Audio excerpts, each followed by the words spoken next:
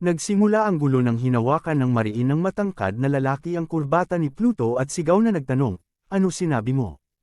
Agad siyang pinigilan ng babaeng kasama niya at pinaalalahanan na bawal mag-away sa loob ng dungeon hall, kapag nagdulot sila ng gulo, siguradong parurusahan sila. Dahil sa ingay, napalingon ang ibang tao sa pasilyo at agad na lumapit ang mga bantay. Nang tanungin ng bantay kung nag-aaway sila, biglang nagbago ang tono ng lalaki at sinabing matagal na silang magkaklase at nagbibiruan lang sila, sabay tingin kay Pluto na parang humihingi ng pagsang-ayon. Pinagalitan sila ng bantay, hindi ito palaruan. Pumasok na kayo sa dungeon o umalis na kayo, huwag kayong tumambay dito. Nakiusap ang lalaki na may sasabihin lang siya ng huli sa kaibigan niya. Pagkatapos banta kay Pluto, nakaswerte ka lang ngayon. Kapag nagkita tayo sa labas ng hall, tapos ka na. Pagkatapos ay sumama na siya sa mga kasama niya habang nagmamadali silang mag-level up hanggang level 5 ngayong araw. Sa likod ng lahat, nagmumula si Pluto, "Kung hindi lang ako pinigilan, tiyak na pinukpok ko na siya agad." Lumapit ulit ang bantay at sinabing huwag na siyang mag-alala, kapag inabala pa siya ng mga iyon sa loob ng hall, hanapin lang siya nito. Nagpasalamat naman si Pluto. Agad na tumakbo si Pluto papunta sa pinto ng mataas na antas na dungeon, kaya agad siyang tinawag ng bantay, "Hoy, sandali lang. Masyadong mataas ang antas ng dungeon na iyan, walang grupo na tatanggap sa iyo. Ang level 1 Bonnie Meadow, ang mas angkop sa iyong kakayahan."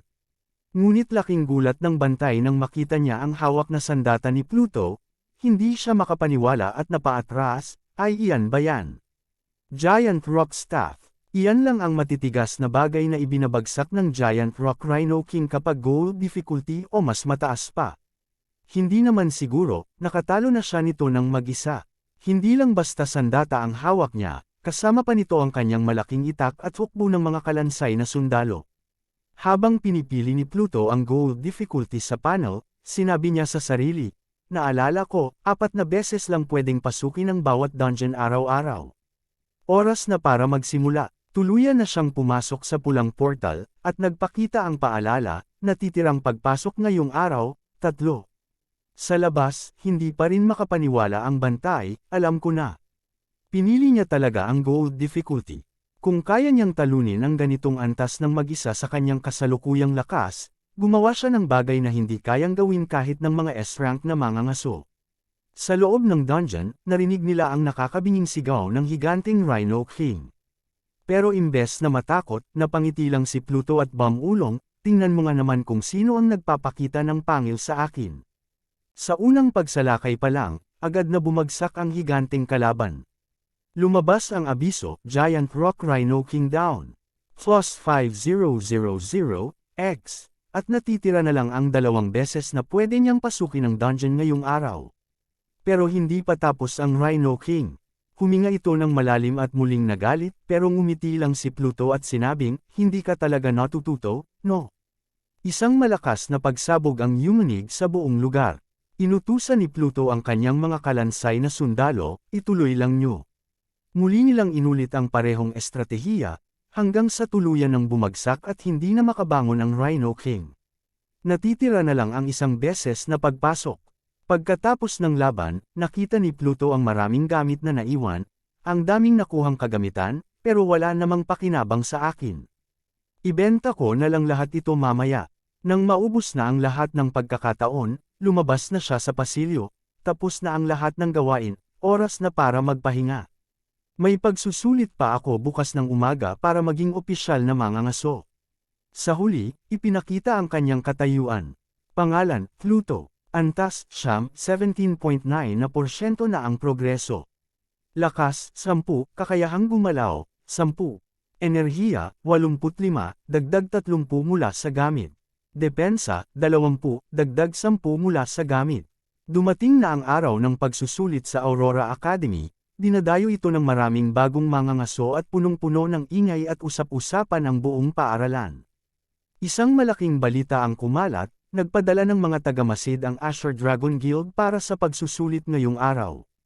Ang makakakuha ng mataas na marka ay maaaring mapili bilang kanilang pinapahalagahang miyembro at makatanggap ng tulong mula sa isa sa pinakamalalakas na samahan. Dahil isang araw pa lang mula noong nagising ang lahat ng kanilang kakayahan, halos pare-pareho pa rin ang antas ng lahat, ito na ang pinakamagandang pagkakataon para magpasikat. May mga nagmamalaki na nakarating na sila sa level 4 matapos maglaro sa dungeon buong araw, habang ang iba naman ay nakarating lang sa level 2. Lihim na nagtaka si Pluto, level 4. Level 2, ganoon ba talaga kabagal ang paglakas nila? Biglang lumapit sa kanya ang dating kaaway na si Kwon Tae-jun, kasama ang babaeng kasama niya noon.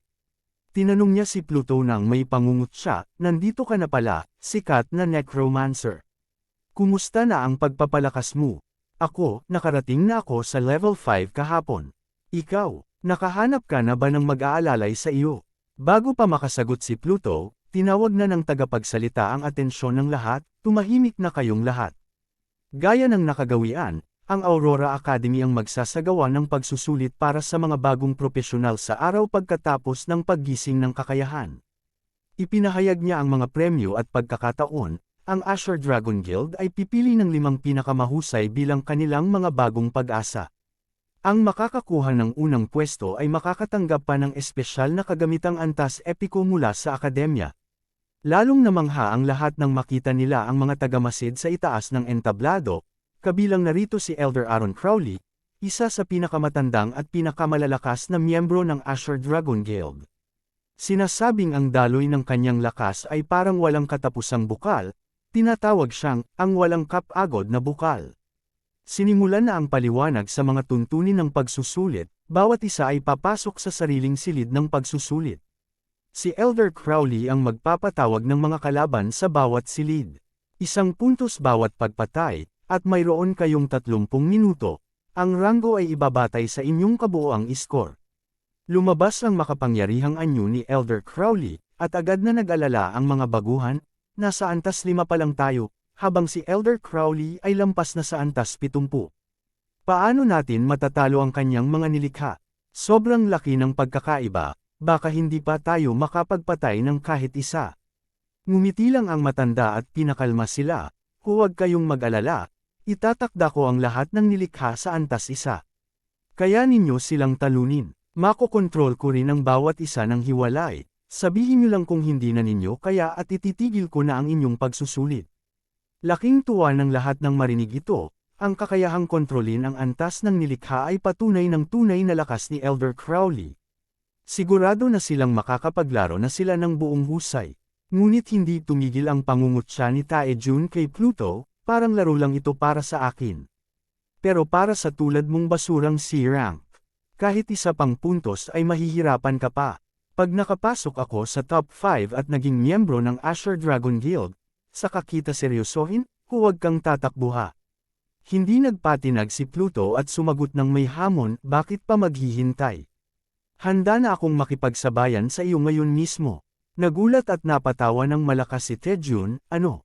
Nakikipagsapalaran ka ba talaga sa akin?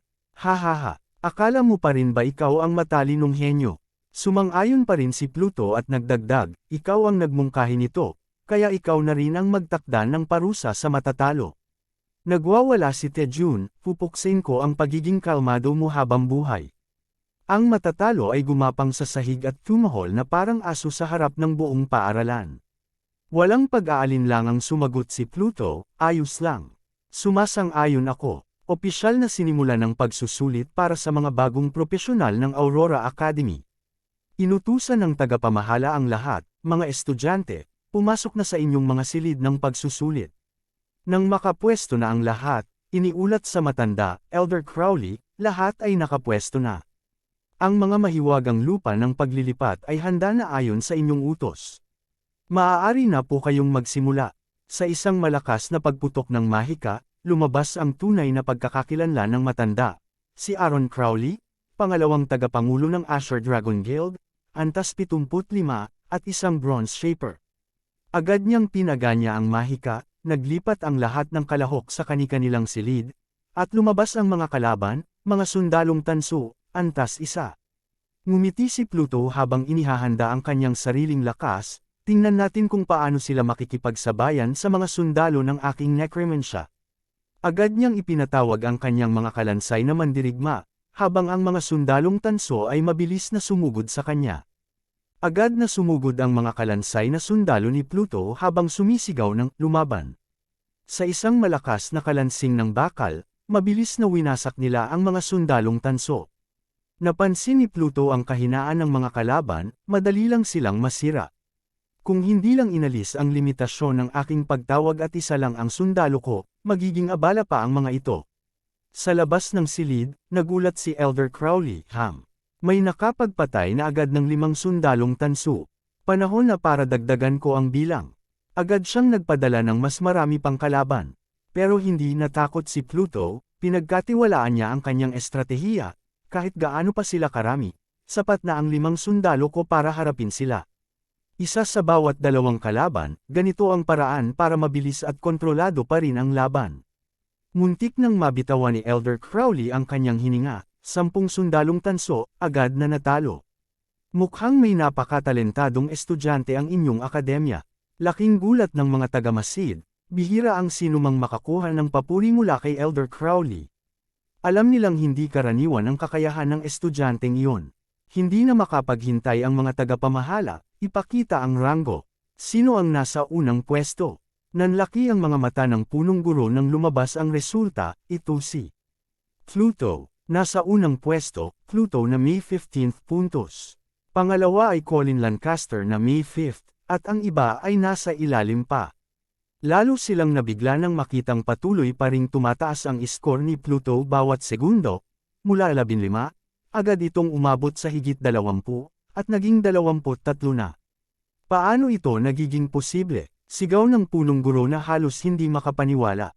Tumingin sa kanya ang kasamahan at nagtanong, ngayon ba ay naniniwala ka na, punong guro? Napahawak sa noo ang punong guro habang iniisip, imposible. Nalampasan ba niya ang limitasyon ng kanyang uri dahil sa kanyang 200 na talento? Noong ako ang nanguna sa buong lungsod, 99 na talento lang ang meron ako, ang batang ito ay may 200. Napagtanto ni Elder Crowley ang tunay na halaga ng binata, maaaring may nakatagong galing ang batang ito. Kung gayon, tulungan ko pa siyang umunlad. Sabay niyang pinaganya ang mas malakas na mahika, handang subukan palalo ang kakayahan ni Pluto. Nang una niyang makita ang 10 sundalong tanso, walang kaba na sinabi ni Pluto, 10 sundalong tanso. Walang banta, mas madali pa ito kaysa sa bundok ng higanteng rhino. Ngunit biglang nagbago ang hangin, napalingon siya nang marinig ang sunod-sunod na lagaslas ng mahika. Nanlaki ang kanyang mata at namatig ng pawis nang makita ang dumarating na kalaban, ano ba ito? Ang dami nila, sobrang siksik. Walang tigil ang paglitaw ng mga kalaban, napakarami na nilang halos hindi na makita ang sahig. Nakakabaliw talaga, bulong niya, ngunit hindi siya natakot, sa halip ay ngumiti ng hamon, pero, kung bilang ng sundalo ang pag-uusapan. Ipinagpatuloy niya ang pagtawag gamit ang kanyang mahika, sumabog ang lila at itim na apoy, at nagpakawala siya ng mas marami pang kalansay na mandirigma. Subukan natin kung alin ang mas matibay, ang hukbo mo, o ang hukbo ko. Sa sandaling iyon, lumabas ang bilang, tumawag na siya ng 30 na sundalo. Handa na siyang harapin ang anumang ibibigay ni Elder Crowley.